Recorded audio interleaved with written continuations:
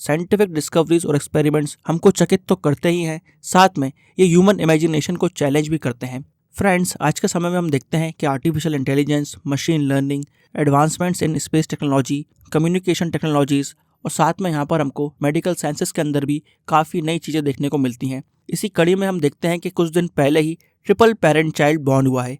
जी हाँ फ्रेंड्स, ऐसे बच्चे का जन्म हुआ है जिसके 3 पेरेंट्स हैं, जिसमें से 2 फीमेल हैं और 1 मेल है। यहाँ पर यह बात जाहिर है कि जो कोई भी इस बात को सुनेगा वो अचंभित होगा और उसके अंदर एक क्यूरियोसिटी आएगी कि ये कैसे पॉसिबल है।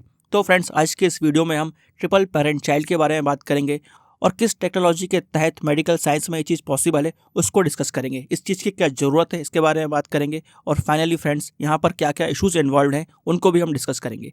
Hello friends, welcome to crazy GK trick. आइए सबसे पहले हम ट्रिपल पेरेंट चाइल्ड के कॉन्सेप्ट को समझने की कोशिश करते हैं। कुछ दिन पहले ही हमने यूके के अंदर देखा था कि एक बेबी बॉर्न हुआ है जिसके अंदर हमको 3 पेरेंट्स के डीएनए देखने को मिलते हैं। मेडिकल साइंस में ये चीज़ पॉसिबल हो पाना एक रिमार्केबल अचीवमेंट है। फ्रेंड्स, इसकी कोशिशें 1990s से की जा रही थी, तब ये एक्सपेरिमेंट्स फेल हो गए थे। फिर हम देखते हैं कि 2016 में सबसे पहला ट्रिपल पेरेंट बेबी बॉर्न हुआ था, जहाँ पर हम देखते हैं कि जॉन जेंग ने जॉर्डेनियन कपल की मदद करने के लिए इस एक्सपेरिमेंट को किया था मैक्सिको में, क्योंकि उस समय यूके और यूएस में इस टेक्निक से बच्चे को पैदा करना अलाउ नहीं था।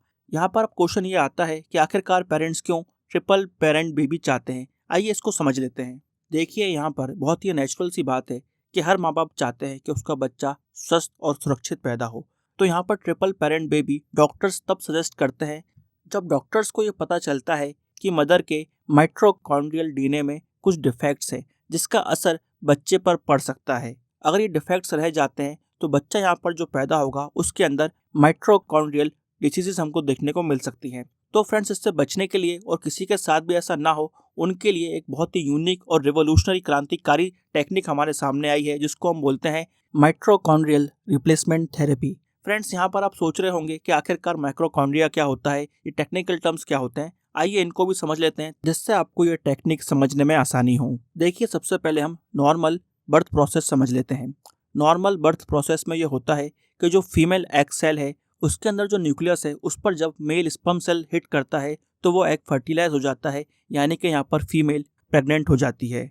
इसके बाद हम देखते हैं कि एम्ब्रियो डेवलप होना चालू हो जाता है और ये जो ह्यूमन एम्ब्रियो है उसके अंदर जो भी डीएनए वो इनहेरिट करने वाला है वो ये जो एग सेल फर्टिलाइज हुआ है उसी में से लेने वाला है। More than 90% DNA egg cell की न्यूक्लियस में होते हैं जहाँ पर मेल स्पर्म सेल गया है।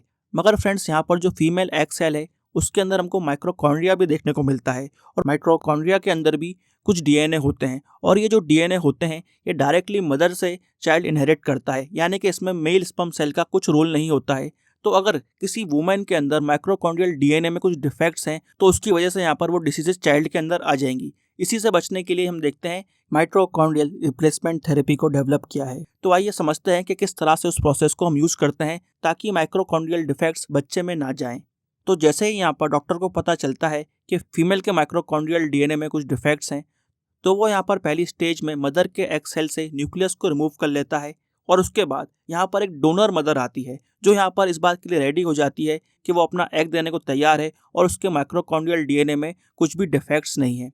तो यहाँ पर डॉक्टर डोनर मदर के एग को लेता है और उसमें से भी न्यूक्लियस को रिमूव कर देता है और उसके बाद यहाँ पर वो बायोलॉजिकल मदर का न्यूक्लियस इस एग में इंसर्ट करता है, यानी कि यहाँ पर अब एक नया एग बन गया है जिसके अंदर न्यूक्लियस है बायोलॉजिकल मदर का और माइटोकॉन्ड्रिया है डोनर मदर का। इसके बाद इस एग को लैब में ले जाया जाता है और उस लैब में फिर जो फादर है उसके स्पर्म से इस एग को फर्टिलाइज किया जाता है। इस प्रोसेस को हम बोलते हैं इनवर्टो फर्टिलाइजेशन।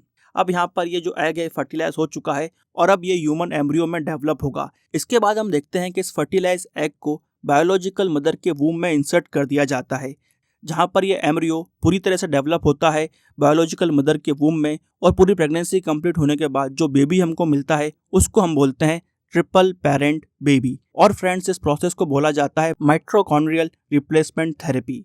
ऐसा बताया जाता है कि हर 5000 लोगों में से एक व्यक्ति के अंदर जेनेटिक माइटोकॉन्ड्रियल डिसीज देखने को मिलती है। इस लिहाज से देखा जाए तो ये थेरेपी बहुत ही इंपॉर्टेंट है। यूके की गवर्नमेंट ने 2015 में अपने लॉज के अंदर अमेंडमेंट किया, माइटोकॉन्ड्रियल रिप्लेसमेंट थेरेपी को अलाउ किया। इसी के साथ हम देखते हैं कि न्यूकासल फर्टिलिटी सेंटर जो है पहला लाइसेंस सेंटर बना है जहां पर इस प्रोसीजर को 2017 से अप्लाई किया जाता है। ऐसा बताया जाता है कि यूके के अंदर ही हर साल 6500 बेबीज के अंदर ये माइटोकॉन्ड्रियल डिसऑर्डर देखने को मिलता है, और यूएस की बात करें तो वहाँ पर 1000 से 4000 बेबीज के अंदर ये डिसऑर्डर देखने को मिलता है। फिलहाल इंडिया में ये रिसर्च बहुत लिमिटेड है, इसलिए इंडिया का डाटा इस वक्त अवेलेबल नहीं है।